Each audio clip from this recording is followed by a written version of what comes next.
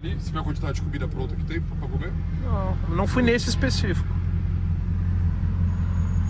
Cybertruck vindo lá.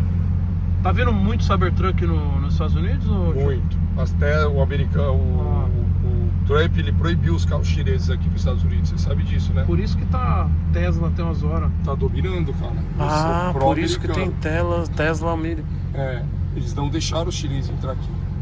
Por isso que tem Tesla à vontade. À vontade, você não vê outro carro elétrico aqui. Ou você vê GM, ou você vê Ford, você vê japonês, você vê os países onde os Estados Unidos têm acordo, o Trump deixa eles entrarem com os carros. Onde não tem acordo, mal me manda, viu?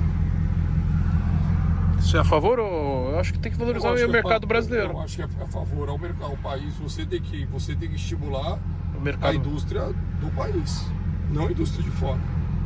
Eu acho que isso é o correto.